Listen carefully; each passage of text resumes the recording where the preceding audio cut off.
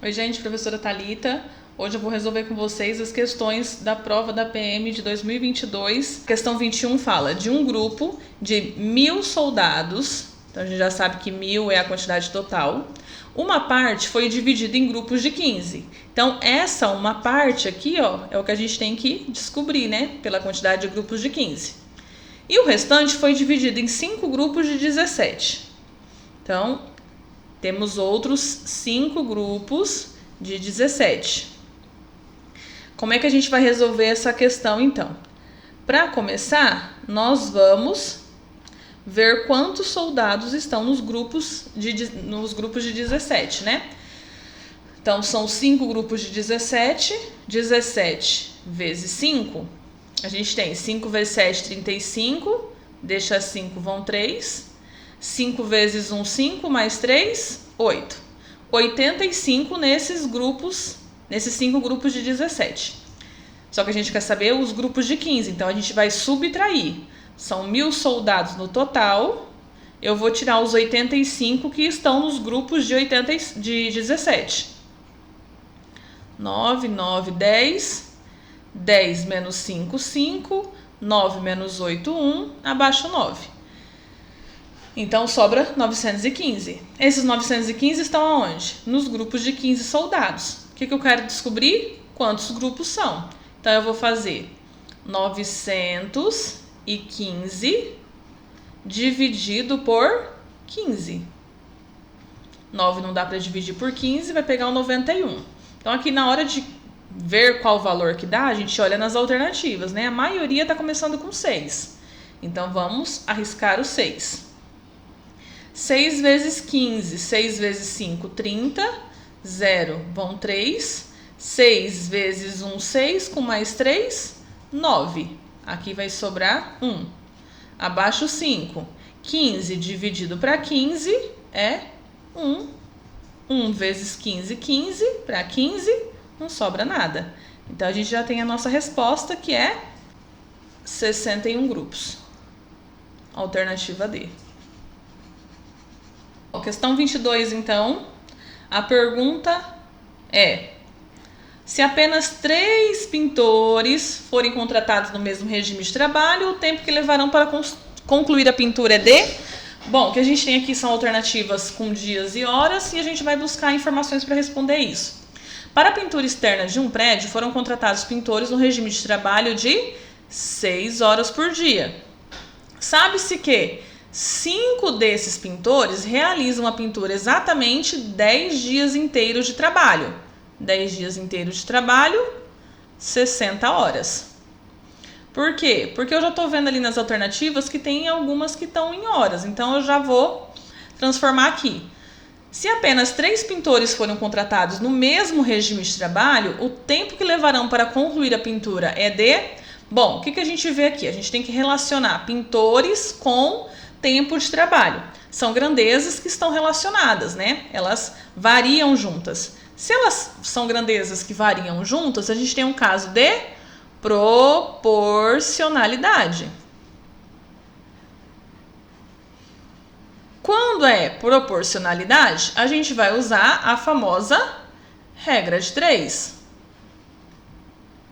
Certo? Quais grandezas nós temos? A gente tem aqui a grandeza pintores e a gente tem a grandeza horas de trabalho. Eu sei que 5 pintores vão levar 60 horas. A pergunta é: 3 pintores vai levar quanto tempo?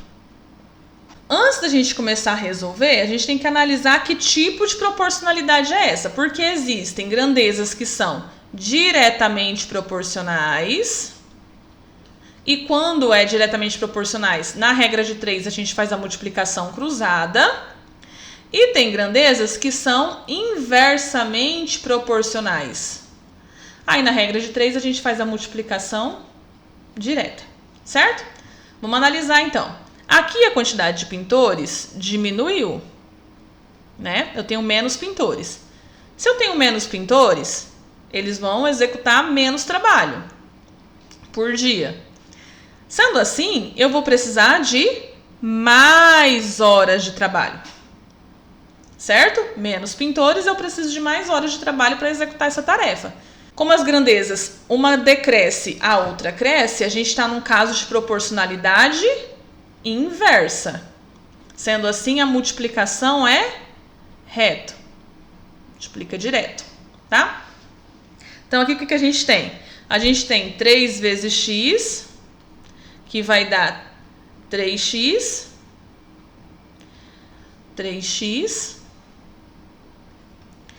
que é igual a 5 vezes 60, que vai dar 300, certo? 3 está multiplicando, ele vai dividir por 3, então, que vai dar um total de 100 horas. Beleza, eu sei que são 100 horas. O que eu preciso fazer agora com essas 100 horas? Transformar em dias e horas, né? 100, eu vou dividir por quanto aqui? Por 6, que é a quantidade de horas de trabalho do dia. Então, ó, 10 dividido por 6 é 1. 1 vezes 6 é 6, para 10, 4.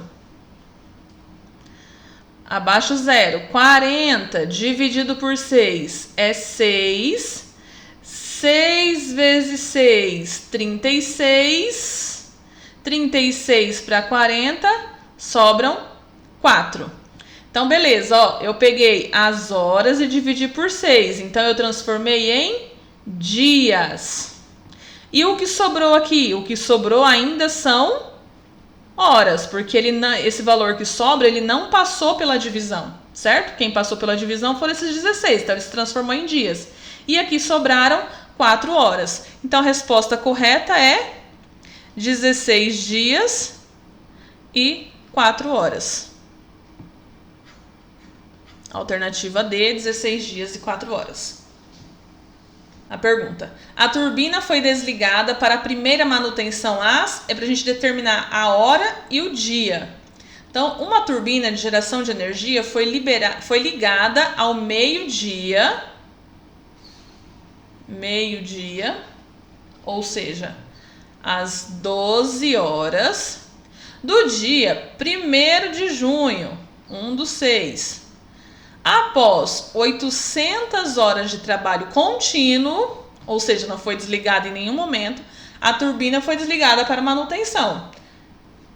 A turbina foi desligada para manutenção às... Ok, então primeira coisa que a gente tem que fazer, a gente está vendo aqui, ó, a gente tem que descobrir o dia. Então, a gente precisa pegar essas 800 horas e transformá-las em dias. Vamos lá. 800 horas dividido por 24. Por quê? Porque ficou ligado de maneira contínua, as 24 horas do dia. 80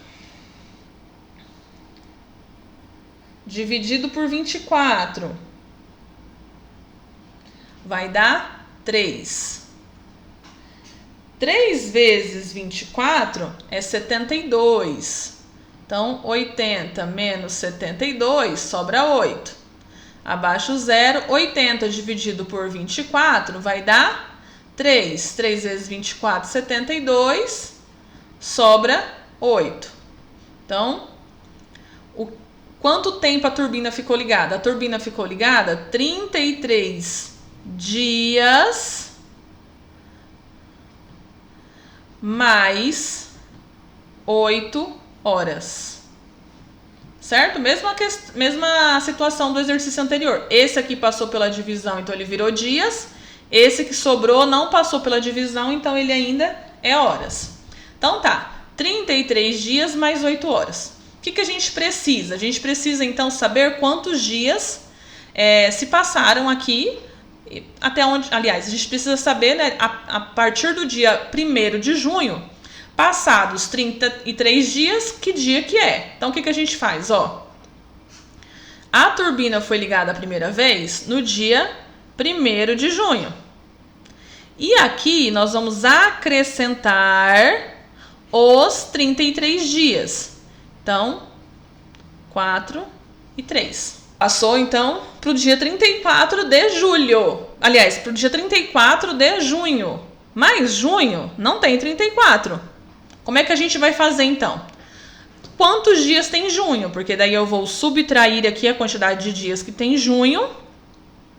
E assim, subtraindo a quantidade de dias que tem junho, o que sobrar é o dia de julho que essa turbina foi desligada. Como que a gente faz para saber quantos dias tem determinado mês? Fecha a mão e começa a contar os meses. A dica é assim: começa a contar pelo ossinho.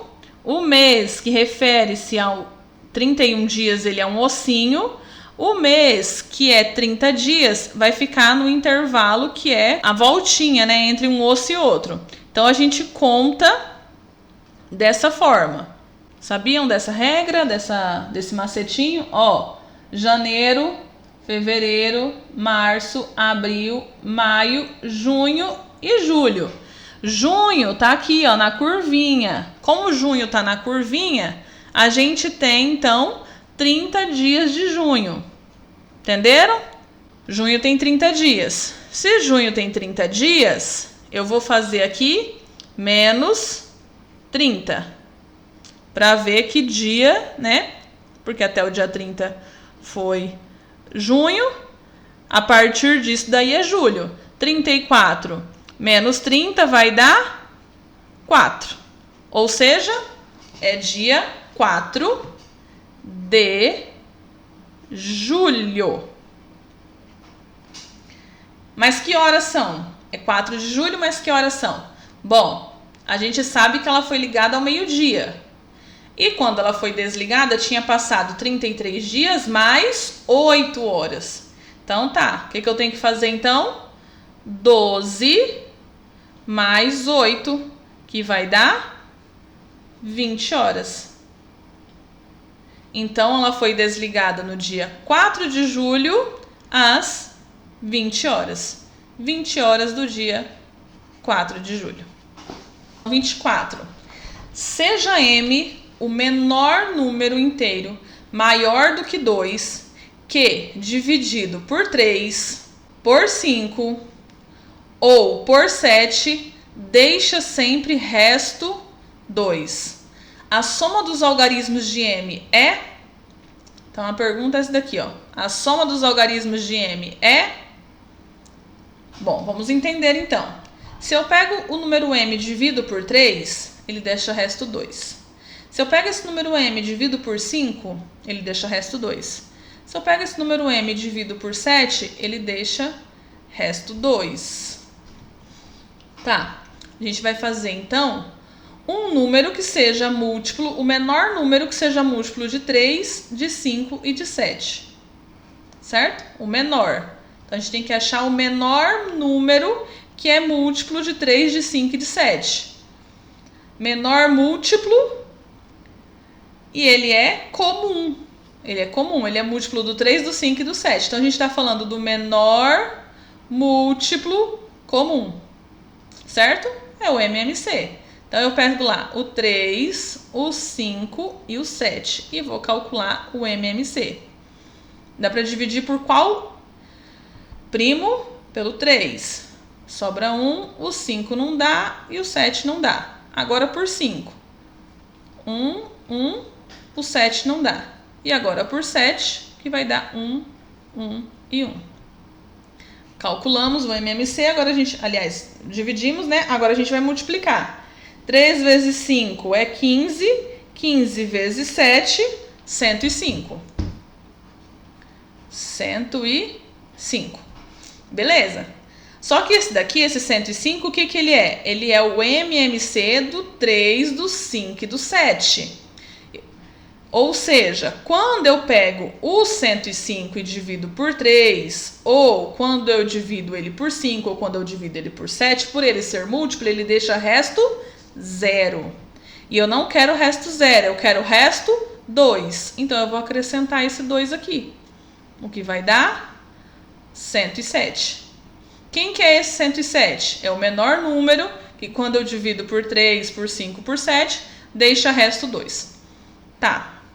O que o exercício quer? a soma dos algarismos, certo? De quem? Do M. Quem que é M? 107 é o M. Quem são os algarismos de M? Os algarismos de M, algarismos. Tem gente que confunde número com algarismo. Número é a palavra, 107. Algarismo é as letras, letra 1, letra 0 e letra 7, certo? Número é a palavra, algarismo são as letras. Ele quer a soma dos algarismos. Então, ele quer, vou colocar aqui, soma dos algarismos. Ele quer que eu faça 1 mais 0 mais 7. Ou seja, 8. Alternativa A soma desses algarismos é 8. Questão 25.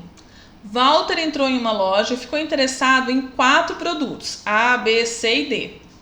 Os preços unitários em reais estão na tabela abaixo. Então, o produto A custa R$10, o produto B 20, o produto C 30 e o produto D 50. Walter gastou R$60 comprando alguns desses produtos. O número de maneiras diferentes em que Walter pode ter efetuado sua compra é... Então, a gente vai ter que analisar as chances que tem dele ter comprado isso daqui. Beleza, vamos lá então. Eu tenho que fazer os testes, nesse caso aqui, para chegar na resposta. Porque se eu montar uma equação, eu vou ter uma equação com 4 incógnitas, né? Então, eu tenho várias possibilidades de resposta. É um sistema de uma única equação em aberto.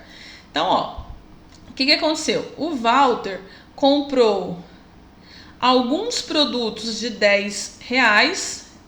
Vou colocar a mesma letra, só que minúsculo, porque isso aqui é a quantidade. É a quantidade de produtos de R$10, mais ele comprou alguns produtos de R$20, ele comprou alguns produtos de R$30 e ele comprou alguns produtos de R$50. Certo? E isso aqui deu um total de R$60. Então, a gente sabe que ele pode ter comprado ou não determinado produto. Ele pode ter comprado 0 de alguns, né? Então, vamos analisar a possibilidade. Bom, eu vou começar sempre do maior para o menor. Eu acho mais fácil. Comprando o produto D. Que eu vou pegar o produto D, que é o mais caro. Eu vou colocar lá um produto D, que já é 50. Aí só dá para colocar mais um A, que é 10. Então, um D mais um A. Zerei as possibilidades do D, que é R$50. Certo? Beleza, agora eu vou analisar o C. O C, dá para comprar 2 dele? É o máximo que dá para comprar, 2 dele. Então, 2 de C. Não vou tentar outros valores, porque o máximo que dá para comprar é 2 de C. 2 produtos de C já vai dar 60. Então, beleza, essa é uma possibilidade. Dá para misturar o C?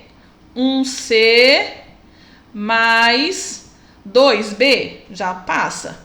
Então, eu vou colocar mais um B. Aqui já deu 30 mais 20, 50. Então, eu tenho que colocar mais um de A para dar os R$60. Certo? Aqui já é mais uma chance. 30 mais 20 mais 10, 60. Beleza. Continuando ainda com um C, porque a gente ainda tem possibilidade. Aí, no caso, colocando C com B, a única chance que tem é um C e um B, porque senão ultrapassa o valor. Então, eu não vou colocar o B agora para fazer uma chance diferente. Então, um C é 30. Dá para completar os 60 só com A? Dá. Colocando mais 3A. Certo? 30. Com mais 30, 60 de novo. Tem mais alguma chance? Não tem mais nenhuma chance com o C. Então, beleza, fechamos as chances do C. Agora, o B. Qual é o máximo de B que eu consigo pegar? 3. 3B dá 60. Beleza. Agora, eu quero colocar 2B. Se eu colocar 2B, que vai dar 40, eu posso colocar 2 de A, que vai completar os 60. 40 mais 20, 60. Beleza? Então, eu coloquei 3 do B, 2 do B. Agora, eu vou analisar colocando apenas 1 do B. 1 do B vai dar 20. Dá para completar os 60 só com A? Dá. 20 para 60, falta 40. Então, 4A. Beleza, coloquei 3B, 2B, 1B. Então, esgotamos as chances do B. Agora, eu vou ter que fazer uma possibilidade aqui, né? Se for possível, só com A. É possível? É. Colocando 6A. Essas são todas as possibilidades que nós temos. 1, 2, 3, 4, 5, 6, 7, 8 chances diferentes de fazer essa compra. Alternativa C, 8 chances diferentes. 26. No retângulo ABCD da figura abaixo, AB mede 600 metros e BC mede 400 metros. O retângulo está em um plano horizontal dividido em quadrados iguais. Pedro e Mário estão no ponto A e pretendem atingir o ponto P, cada um por um caminho, sobre as linhas destacadas no desenho. Pedro inicia seu percurso na direção do ponto D e Mário inicia seu percurso na direção do ponto B. Ambos chegam ao ponto P. É correto afirmar que Pedro e Mário percorreram a mesma distância? É para comparar a distância entre os dois. Então, beleza, vamos lá. A primeira informação. AB mede 600. Então, AB mede 600 metros. Esses aqui são quadrados, então todos os lados iguais. Para formar 600 metros, eu precisei de 1, 2, 3, 4, 5, 6 quadrados, tá vendo? 1, 2, 3, 4, 5, 6. Então, o lado do quadrado mede 100 metros. O lado desse quadradinho mede 100 metros. Tá, essa é a primeira informação, então. Aí ele colocou depois que o BC mede 400. Realmente a gente consegue confirmar, né, que o BC tem 1, 2, 3, 4 quadrados. Então, o BC mede 400 metros, porque 4 vezes 100. Então, tá, continuando. Pedro e Márcio estão no ponto A. Então, tanto o Pedro como o Márcio, ambos estão no ponto A. Esse aqui é a localização dos dois. Eles pretendem chegar no ponto P. Então, eles querem chegar aqui, ó. Aqui é a chegada dos dois, ponto P. Só que eles vão andar por cima das linhas, certo? Aí ele fala assim, ó. Pedro inicia seu percurso na direção do ponto D e Mário seu percurso na direção do ponto B. Ambos chegam ao ponto P. Então, ó, essa linha que está mais escura aqui é a do Pedro, que o Pedro vai na direção do ponto D. Certo? Então, o Pedro vai na direção do ponto D. Então, essa linha mais escura é o percurso do Pedro. Já o Mário inicia seu percurso na direção do ponto B. Então, essa cinza aqui é do Mário. Vamos calcular, então. Do Pedro vai ser os 400 metros que a gente tem aqui, ó. 4 quadradinhos, 400. Mais 100 metros, que ele virou aqui, né? Ele fez isso, isso, isso, isso e isso. Certo? Foi o percurso do Pedro. Bom, então, aqui ele andou 100. A hora que ele virou aqui para a esquerda foi mais 200 metros. A hora que ele desceu aqui foi mais 200 metros. E a hora que ele terminou de chegar foram mais 200 metros. Certo? Olha o percurso do Pedro. 400 mais 100 mais 200 mais 200 mais 200. Então, Pedro Andou 400 mais 100 mais 3 vezes 200 aqui, né?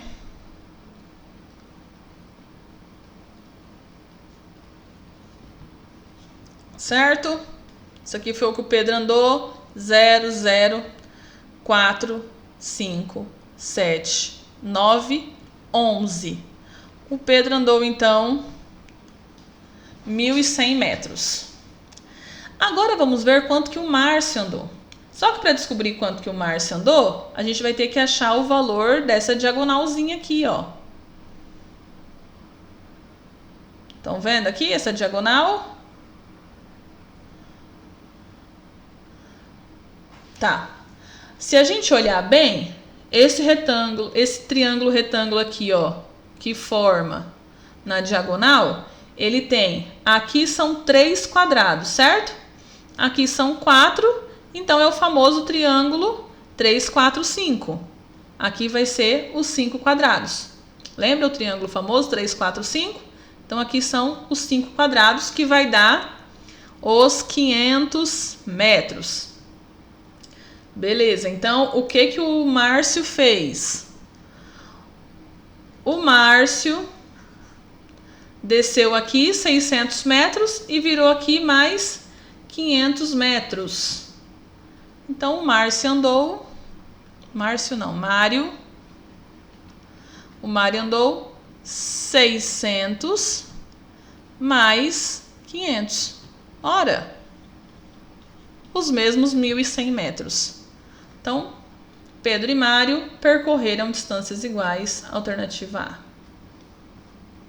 Sabe-se que uma jarda é equivalente a 3 pés, que um pé é equivalente a 12 polegadas e que uma polegada é equivalente a 2,54 centímetros. Em metros, a distância da bola à barreira deve ser oficialmente igual a... Bom, aqui é conversão de medidas, né? Então, o que ele fala que são 10 jardas. A gente vai converter medida a medida. 10 jardas é a medida inicial. Então, o que a gente sabe? A gente sabe que uma jarda é equivalente a 3 pés. É só pegar esse 10 e multiplicar por 3, certo? Pegar esse 10 e multiplicar por 3. Então, 10 vezes 3 vai ser 30. 30 é o quê? Pés. Beleza. Aí depois, a segunda informação aqui é que um pé é equivalente a 12 polegadas.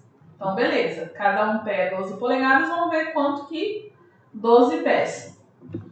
Então, a gente vai fazer 12, aliás, 30 pés, né? Vezes 30. Deixa o zero para fora. 3 vezes 2, 6. 3 vezes 1, 3. Essa daqui foi a primeira conversão, essa daqui foi a segunda conversão. 360 polegadas.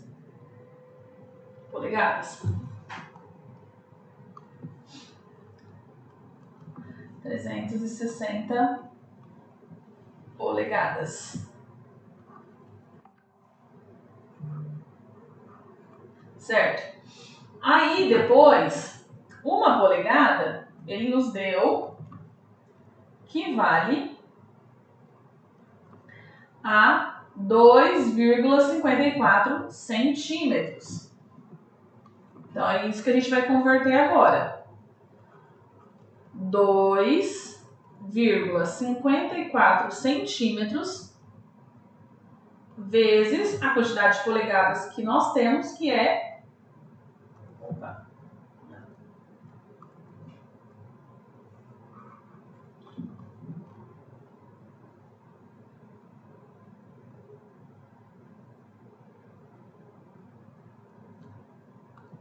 Agora a gente vai fazer, então, 2,54 centímetros vezes as 360 polegadas. Deixa esse zero aqui para pôr lá no final.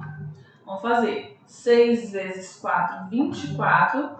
Deixa 4, vão 2.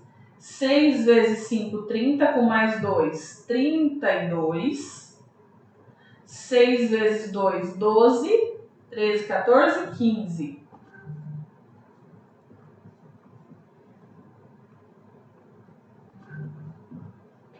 Vou apagar aqui para não me confundir. Agora eu vou multiplicar todo mundo pelo 3. 3 vezes 4, 12. Deixa 2. 28. Isabel comprou em um supermercado 3 quilos de arroz e 4 quilos de feijão, pagando o total de R$ 63. Na semana seguinte, no mesmo supermercado e com os mesmos preços, ela comprou 5 quilos de arroz, 2 quilos de feijão, pagando R$ 56. Nesse supermercado, para comprar 1 kg de arroz e 1 kg de feijão com os mesmos preços, Isabel deve pagar. Então, isso aqui o que nós temos? A gente tem duas incógnitas que a gente quer descobrir, que são... Vou colocar X, o preço de 1 kg de arroz, e o Y, que é o preço de 1 kg de feijão. São duas incógnitas que a gente quer descobrir para poder responder a questão. No primeiro dia, foram 3 kg de arroz ou seja, mais 4 kg de feijão. E ela pagou por isso R$ 63. Então, para a gente fazer uma equação disso, vai ficar... O preço de 1 kg de arroz é X, 3 kg de arroz, então, 3x. Mais 4 kg de feijão, 4y. Então, 3 kg de arroz mais 4 kg de feijão, nós vamos ter o valor de R$ 63. No outro dia, ela foi ao supermercado e comprou 5 kg de arroz, 2 de feijão e pagou R$ 56. Vamos fazer a equação disso. 5 kg de arroz mais 2 de feijão pagou 56. Nós temos aqui, então, um sistema de equações lineares, duas equações e duas incógnitas. Quais são os métodos mais conhecidos para resolver? O método da substituição, que a gente isola uma incógnita em uma das equações e substitui na outra, e o método da adição, em que a gente tenta deixar algum coeficiente com o seu oposto, para a gente somar e aquele valor sumir. Bom, eu vou olhar aqui. O 5, ele é múltiplo de 3? Não, ele não é. O 4 é múltiplo de 2? Sim. Então, a gente consegue pegar essa segunda equação, multiplicar por um determinado valor para fazer isso aqui se tornar menos 4y. Porque quando eu somar com mais 4y, vai dar 0. Então, é isso que eu vou fazer. Para eu conseguir fazer isso aqui virar menos 4y, eu vou multiplicar toda essa segunda equação e somente a segunda equação por menos 2. Como que vai ficar, então? A primeira equação mantém, é a mesma coisa. Já a segunda equação é todo mundo vezes menos 2. 5x vezes menos 2, menos 10x. 2y vezes menos 2, menos 4y. 56 vezes menos 2, menos 112. Bom, agora que eu tenho equações opostas, eu posso somar as duas para ficar só com uma incógnita por enquanto. Como é que vai ficar então? 3x menos 10x. Eu tenho 3x e eu devo 10x. Então, eu vou ficar ainda devendo 7x. Eu tenho 4y, eu devo 4y. Zerou. Eu tenho 63 e eu devo 112. Eu vou ficar devendo 49. Certo? O menos 7 que está multiplicando vai passar dividindo. Menos dividido por menos é mais. Isso aqui vai dar 7. O que é esse 7? 1 kg de arroz custa R$7. Tá, como a gente já descobriu o valor do x, agora a gente vai pegar uma das equações, qualquer uma delas, para substituir x por 7 e descobrir o valor do y. Vou pegar a primeira ali, 3x mais 4y igual a 63. O x vale 7, então 3x é 3 vezes 7. E o restante eu copio, mais 4y igual a 63. 3 vezes 7, 21. Mais 4y igual a 63. 21 que soma vai tirar. 63 menos 21.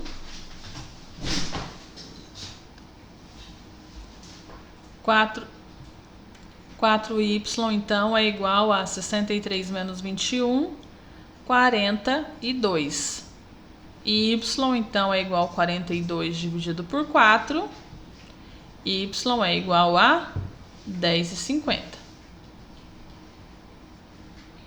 Bom, 1 kg de arroz é 7, 1 kg de feijão é 10,50. A pergunta é, comprando 1 kg de cada, quanto que ela vai pagar? Ela vai pagar 10,50 mais 7, ou seja, 17,50. Alternativa C. 29. Ana e Bia são crianças e possuem moedas de R$1 em seus cofrinhos. Certo dia, Ana deu para Bia a mesma quantidade de moedas que Bia tinha. E em seguida, Bia deu para Ana a mesma quantidade de moedas que Ana tinha.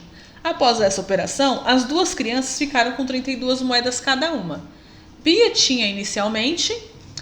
Bom, a gente tem aqui então uma atividade que a gente pode testar valores, que a gente consegue chegar mais rápido do que se a gente for montar a equação. Se as duas crianças agora têm 32 moedas cada uma, 32 vezes 2, as duas juntas então têm 64 moedas. Juntas. Certo? A gente tem a Ana e a gente tem a Bia. O exercício quer saber quantas moedas Bia tinha inicialmente. Vou testar a alternativa A, como se Bia tivesse 24 moedas inicialmente. Se as duas juntas têm 64 e a Bia tem 24, inicialmente então a Ana teria 40 para a soma das 64. O que aconteceu? A Ana deu para a Bia a mesma quantidade de moedas que a Bia tinha. Então, da Ana, ela tirou 24 e deu para a Bia 24. Assim, a Ana ficou com 16 moedas e a Bia com 48. No segundo momento, foi o contrário. Agora, a Bia que deu para a Ana a mesma quantidade de moedas que a Ana tinha. Então, a Ana recebeu 16 e a Bia perdeu 16, né? Doou, na realidade, 16. 16 mais 16, a Ana ficou com 32 moedas.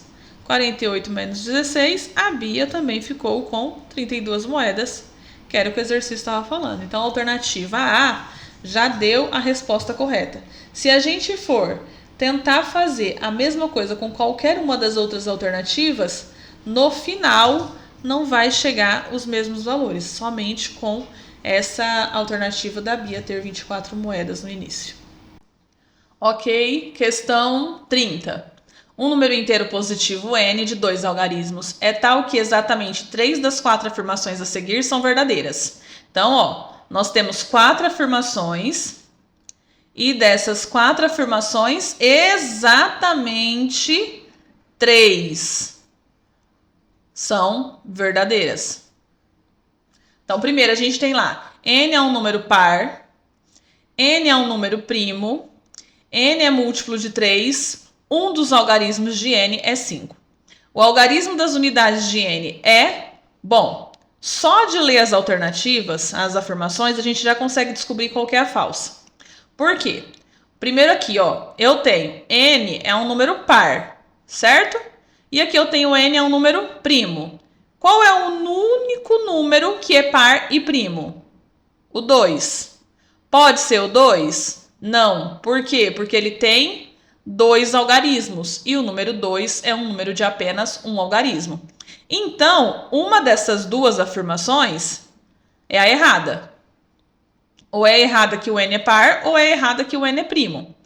Vamos analisar as demais. N é múltiplo de 3. Opa, múltiplo de 3. Se n é múltiplo de 3, aí já vem uma dúvida, né? Se n é um múltiplo de 3, ele é divisível por 3. Se ele é divisível por 3, então ele não é primo. Por quê? Porque quando o número é primo, ele só é divisível por 1 e por ele mesmo. Certo? Então, essa afirmação n é um número primo desmente duas. Desmente que o n é número par e desmente que o n é múltiplo de 3. Então, se eu fosse considerar ela como verdadeira, eu só poderia considerar mais essa aqui como verdadeira. Que um dos algarismos de n é 5. Só que eu não posso considerar só duas, porque está falando que exatamente 3 são verdadeiras. Como essa daqui, n é um número primo, desmente duas afirmativas, é ela que está errada. Então, a gente já vai partir do pressuposto, né? A gente já percebeu que essa daqui é errada, então a gente não vai considerar ela na hora de resolver os nossos exercícios. Beleza, vamos para o segundo ponto, então. Agora, o que a gente tem? A gente tem que o n é um número par, é um número de 2 algarismos, ele é um número par, ele é um múltiplo de 3 e um dos algarismos dele é 5. Então tá, o 5 pode ser o último algarismo? Né, o segundo algarismo, o algarismo das unidades? Não, o 5 não pode ser o algarismo das unidades. Por quê? Porque esse número ele é par. Então, o primeiro algarismo desse número eu já sei que é 5. Porque se eu colocar no segundo algarismo, vai ser um número ímpar e a gente tem que o número é par. Então, nós vamos lá na casa dos 50 analisar quem são os números pares que estão lá. Então, a gente tem o 50, o 52, o 54, o 56 e o 58. Esses são os números pares com um dos algarismos igual a 5. Beleza. Agora a gente tem que analisar qual deles é o múltiplo de 3, certo? Porque a gente já colocou aqui, ó, é par e um dos algarismos é 5. São essas possibilidades. Agora a gente tem que ver qual que é o múltiplo de 3. Macetinho rápido, ó, para ser múltiplo de 3, a soma dos algarismos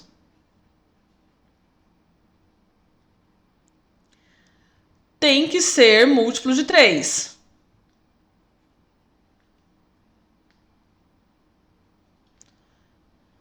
Certo? Então vamos lá, ó. 50. A soma dos algarismos é 5 mais 0, que dá 5. 5 é múltiplo de 3? Não. Os múltiplos de 3 são 3, 6, 9, 12, 15. 5 não entra. Aqui, a soma dos algarismos é 5 mais 2, que dá 7. 7 é múltiplo de 3? Não. Aqui, a soma dos algarismos 5 mais 4 vai dar 9. 9 é múltiplo de 3? É, 3 vezes 3. Aqui, a soma dos algarismos vai dar 11. Também não é múltiplo de 3. E aqui, a soma dos algarismos vai dar 13. Também não é múltiplo de 3. Então, qual é este número que nós estamos procurando? Este número é 54. Ele é par, ele é múltiplo de 3 e ele tem um dos algarismos igual a 5. A pergunta é, o algarismo das unidades de n é? O algarismo das unidades de n é 4. Então, a alternativa C, 4. Agora a questão 31. Em uma caixa há várias bolas, cada uma de uma cor. As cores das bolas são vermelha, azul, verde e rosa. Há pelo menos uma bola de cada cor. 1/3 das bolas são vermelhas, 1/5 são azuis e 10 bolas são verdes. O número mínimo de bolas rosas na caixa é 1/3 das bolas são vermelhas, 1/5 são azuis e 10 bolas são verdes. Ele quer saber a quantidade mínima de bolas rosas. Tá, o que a gente precisa saber, né? Se 1/3 das bolas são vermelhas, eu preciso entender, né, visualizar, que 1/3 da quantidade de bolas tem que ser um número inteiro, porque não pode dar quebrado. Eu não tenho bolas partidas, né? São bolas inteiras. Então, 1/3 tem que ser inteiro. Da mesma forma que 1/5 também precisa ser inteiro. Para um número ser inteiro quando eu divido por 3 e inteiro quando eu divido por 5, ele tem que ser múltiplo de 3 vezes 5. Ou seja, esse número precisa ser múltiplo de 15. Múltiplo de 15, tá? Então, a gente vai partir do pressuposto que o total das bolas na caixa é um número que é múltiplo de 15. Qual que é o primeiro? A gente está falando do menor, certo? Por que a gente está falando do menor? Porque aqui está falando, ó, o número mínimo de bolas rosas. Então, a gente está falando do menor. Qual que é o menor múltiplo de 15? É o próprio 15. Então, vamos analisar com o 15. Testar possibilidades. Testando com o 15. Então, primeiro, o que eu tenho? 1/3 são vermelhas. Bom, 1/3 de 15 é 15 dividido por 3. O que daria 5 bolas vermelhas.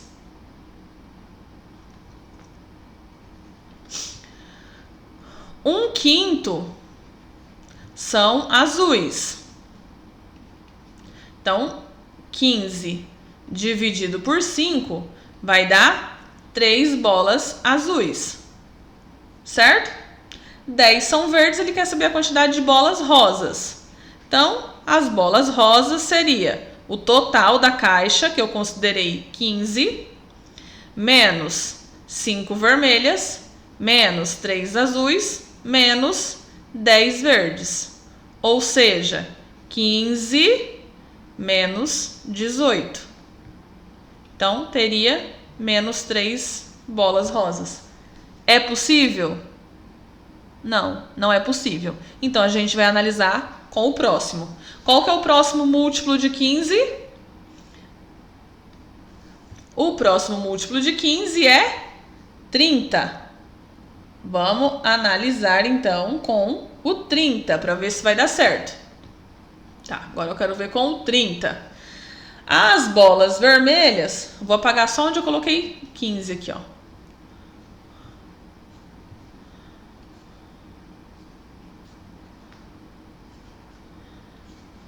Beleza, vamos construir agora com o 30. As bolas vermelhas seria 30 dividido por 3, que é 1/3, né? Então, 10 bolas vermelhas. As bolas azuis, 30 dividido por 5, que vai dar 6 bolas azuis. Então, como que ficaria aqui as bolas rosas? Eu estou considerando que na caixa tem 30. Então, se na caixa tem 30, nós teremos as 30 da caixa, menos as 10 vermelhas, menos as 6 azuis, menos as 10 verdes. Ou seja, nós teríamos aqui, então, 30 menos 26. Ora, nós teríamos 4 bolas rosas. Então, essa é a quantidade mínima, que é 4. Se a gente testasse aqui com outro múltiplo de 15, com o próximo, que seria o 45, no caso, daria um resultado maior. Então, o certo é o 30 bolas na caixa, que vai dar 4 bolas rosas.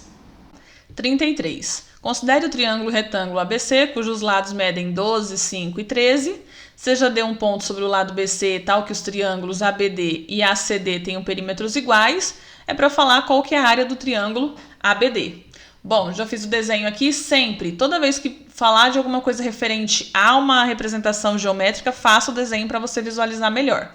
Então, o que a gente tem de informação? É um triângulo retângulo, então ele possui um ângulo de 90 graus e o maior lado é sempre o oposto ao ângulo de 90 graus, que é a hipotenusa. Então, no caso aqui, a hipotenusa é 13. Bom, aí, então, esse lado aqui é o lado BC, que é o lado que mede 13. Então, logo, esse daqui é o lado, o vértice A. Bom, aí fala lá, AB é 12 e AC é 5. Beleza. Aí, continuando. O que a gente sabe aqui é que sobre o lado BC tem um ponto que ele chamou de ponto D. Então, em cima desse lado BC tem um ponto que é o ponto D. E quando a gente reparte esse triângulo em outros dois triângulos, né, traçando o lado AC, a gente tem triângulos com perímetros iguais. Lembrando que aqui, daqui até aqui, mede 13. Então tá, o que a gente vai fazer para descobrir isso daqui? Vamos ver o que a gente precisa. Para eu descobrir a área de um triângulo, eu preciso saber a base e a altura relativa a essa base para multiplicar os dois e dividir por 2, certo? É isso que eu preciso. Base vezes altura dividido por 2. Essa é a área do triângulo. Bom, o triângulo que ele quer que eu descubra é o triângulo ABD, que é este triângulo que está aqui embaixo. Né? Esse triângulo que está aqui, ó, ABD. Certo? Ele quer esta área aqui, ó. Então, para eu descobrir essa área, eu já sei quanto que mede a base. A base é 12. Agora eu preciso descobrir quanto que mede essa altura do triângulo aqui, ó. Que é a altura do triângulo ABD, certo? Eu preciso descobrir quanto que mede essa altura aqui, ó. A base é 12. Agora eu preciso saber quanto que mede essa altura. Bom, o que a gente pode perceber? Se, vamos colocar aqui um pontinho M, só para a gente observar. Observa só, esse triângulo aqui, ó, BDM, ele é semelhante ao triângulo ABC, certo? Esse aqui é semelhante. Então, se ele é semelhante, os lados são proporcionais. Esse intervalo aqui, BM, está para 12, da mesma forma que essa altura H está para 5. Só que aqui eu não consigo resolver tendo somente dois valores e querendo descobrir outros dois. Então, a gente vai fazer o que dá para fazer por enquanto, tá? Então, primeiro, por enquanto, o que a gente vai fazer é tentar descobrir aqui, ó, essa medida BD, que é um dos lados do triângulo, tá? Aqui também forma um triângulo de 90 graus, porque a gente está falando de altura. Então, eu vou tentar descobrir esse lado BD. Eu vou chamar esse lado BD de X. Se aqui é X, esse outro pedaço aqui é 13 menos X, porque tudo mede 13, certo? Então, isso aqui mede 13 menos o pedacinho X que está aqui embaixo. X é que eu quero descobrir. E essa daqui, ó, que é a parte igual, eu vou colocar que mede Y, certo? Tirar algumas informações daqui para não ficar muito confuso. Vou tirar essa altura. E vou apagar aqui, só para a gente visualizar o que a gente está fazendo agora. Ó, estamos trabalhando apenas com isso nesse momento.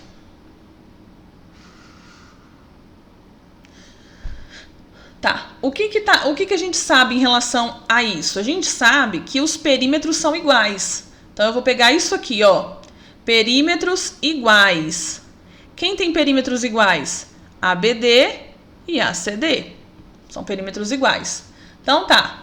Qual que é o perímetro do triângulo ABD? Bom, se eu for olhar, então, ABD, ele tem um lado que mede 12, mais um lado que mede x, mais um lado que mede y. Qual é o perímetro do triângulo ACD?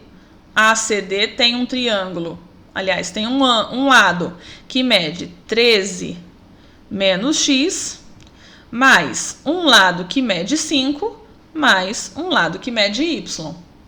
E o que nós sabemos? Sabemos que esses dois perímetros são iguais.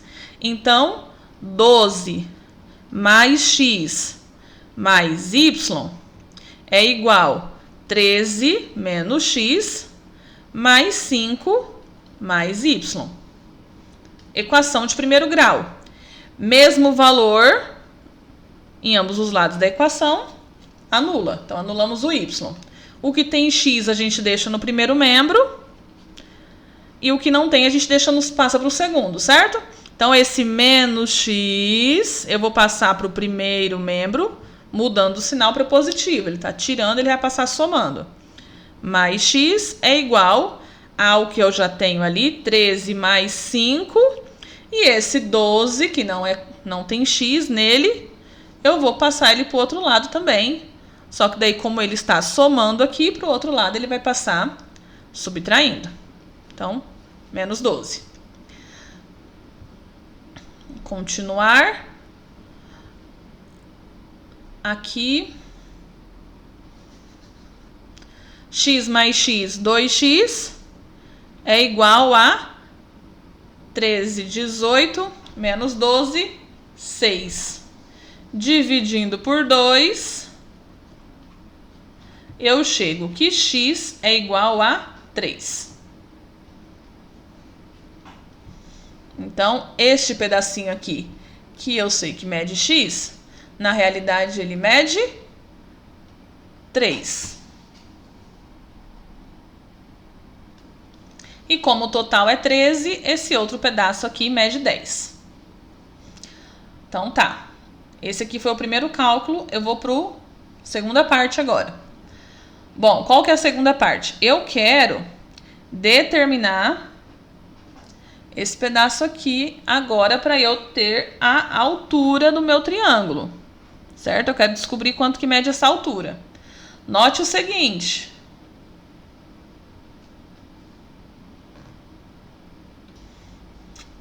Ó, este triângulo maior é semelhante, pela questão dos ângulos serem iguais, a esse triângulo menor aqui. Eu sei que do triângulo maior, essa altura aqui é 5, que está relacionado com esse que eu quero descobrir, que eu vou chamar de H, que é a altura do triângulo que eu quero saber a área. Então, beleza, esse 5 está para H. E o que é mais que eu tenho? Eu tenho esse pedacinho aqui de 3, que está relacionado com o pedaço inteiro, que é 13. Então, ótimo. Consigo fazer a minha proporção, certo? Consigo fazer a proporção desse jeito. Então, ó, 5... O 5 do triângulo maior está para o H do triângulo menor, de tal forma que o 13 está para o 3.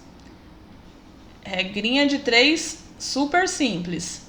13 vezes H, 13H, é igual a 5 vezes 3, 15.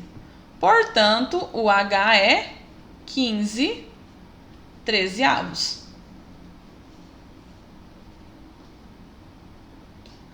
Agora, a gente vai para a parte final, que é a área do triângulo ABD. Chegamos. Área do triângulo ABD. Olha o triângulo ABD aqui, onde que ele tá. Certo? Olha a fórmula da área, base vezes a altura dividido por 2. Vamos lá calcular essa área então. A área é igual base, quanto que é a base? Ó, se a altura tá aqui, a base tá aqui, formando um ângulo de 90, certo? A base é 12. Eu vou multiplicar pela altura. Quanto que é a altura? 15/13. Na fração mesmo, pro? É, na fração mesmo. Dividido por 2, certo? Então, base vezes altura dividido por 2. Vamos multiplicar frações aqui. Coloco 1, numerador vezes numerador, denominador vezes denominador. Então, vai ficar 12 vezes 15, 180.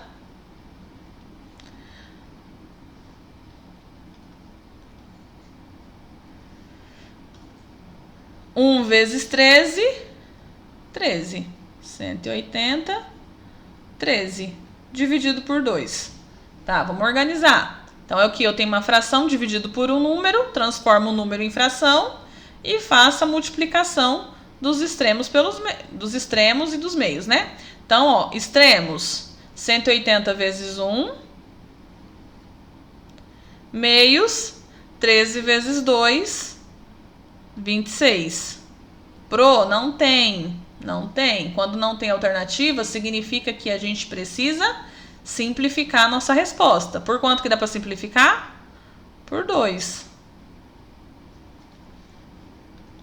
180 dividido por 2 é 90. 26 dividido por 2 é 13. Então, a nossa resposta, a área é 90/13. Alternativa B.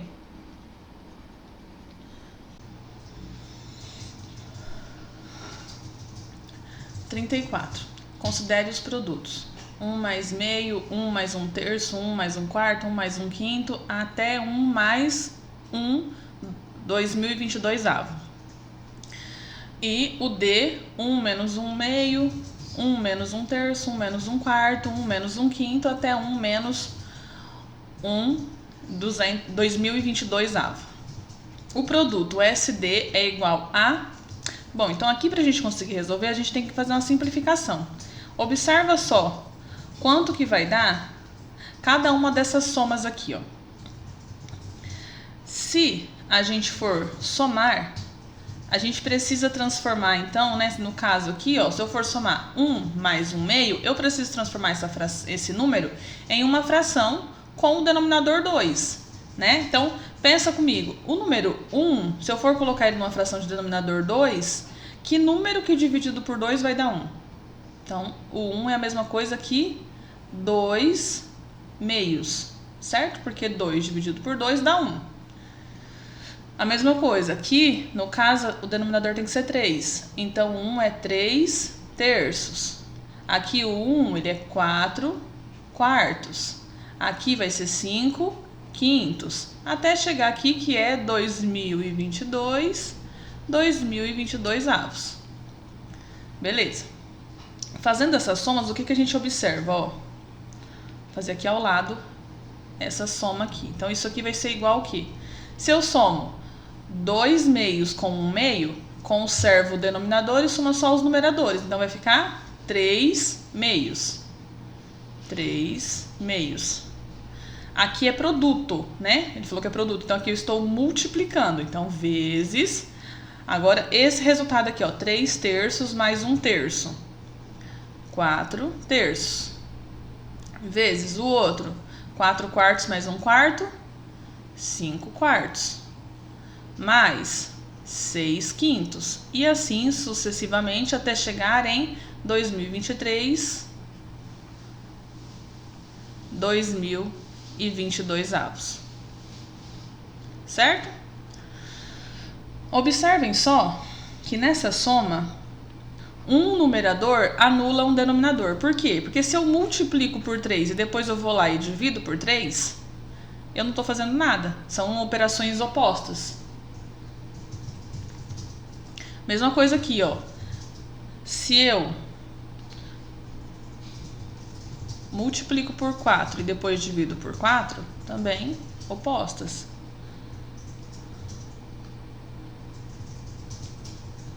Se multiplica por 5 e divide por 5, também são opostas. Então, vocês vão percebendo que sempre um numerador vai anular um denominador, até o final dessa operação, certo? Como que nós começamos anulando numerador, denominador, numerador, denominador? Então, numerador, denominador.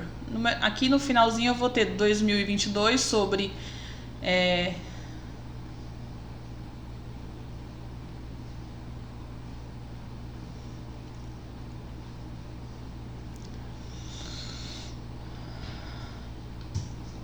Então, observem que sempre anula nessa linha aqui, ó, um numerador com um denominador, um numerador com um denominador, um numerador com um denominador, um numerador com um denominador, até chegar aqui no final, que vai ter o número aqui, que vai anular com esse 2022. O que vai sobrar aqui? Vai sobrar 2023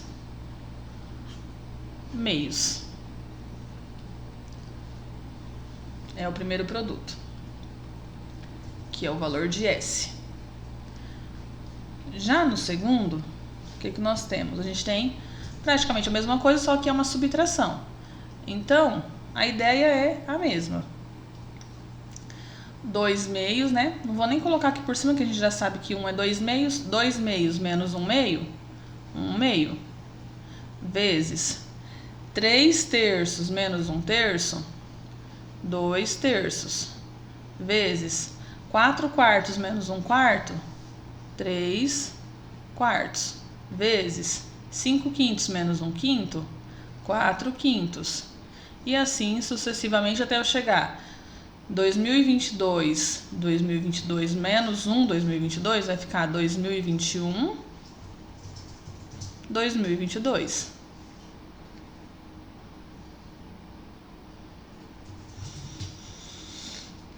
Quanto que é isso, então? Vamos ver o que está anulando. Então, a gente anula aqui, no caso, ó, subindo. Denominador com numerador, denominador com numerador, denominador com numerador. Então, assim, vai até o final, onde eu vou ter um denominador anulando o 2021 aqui. O que vai sobrar, então? 2022. Certo? O que o exercício quer saber? Ele quer saber quanto que dá o produto SD, ou seja, o valor de S multiplicado pelo valor de D. Vamos ver quanto que dá isso. 2023 meios vezes 2022. Numerador vezes numerador, 2023. Denominador vezes denominador, 4.044. Tem essa alternativa? Tem. Alternativa B. 35. Em um campeonato de futebol de turno único, 10 times. Cada time joga com 10 times, cada time joga uma única vez com um dos outros 9. Cada vitória vale 3 pontos, cada empate vale 1 ponto e cada derrota vale 0 ponto. Ao final, 3 times acabaram empatados, mesmo número total de pontos, em primeiro lugar. Assinale a opção que indica o número máximo de pontos que cada um desses times fez. Bom, então vamos supor que quem acabou empatado em primeiro lugar foram os times A, B e C. Certo?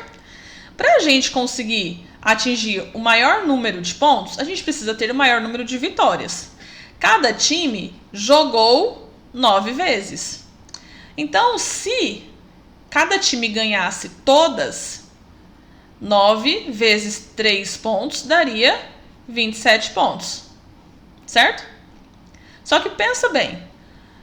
Para eu ter esse resultado, vamos supor que o A tenha ganho todas.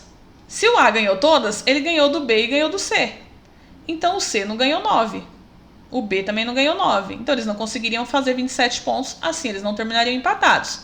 Então, essa alternativa A já é alguma coisa para nos confundir. Esse 27 pontos, não existiria empate, ok? Então, isso aqui não é possível. O que é possível, então, para a gente ter o maior número de vitórias, se a quantidade 9 não é possível? O maior número de vitórias, então, seria a quantidade 8 vitórias. 8 vitórias. Como que seria essa quantidade de 8 vitórias para cada um desses times? Cada um deles ganhou 8 vezes. Só que daí o A perdeu para o B, o B perdeu para o C e o C perdeu para o A. Cada um perdeu um único jogo entre eles. Aí cada um conseguiu essas 8 vitórias. 8 vitórias vezes 3 pontos por vitórias vai dar um total de 24 pontos. E essa é a maior quantidade de pontos que eles conseguem fazer. 24, alternativa B.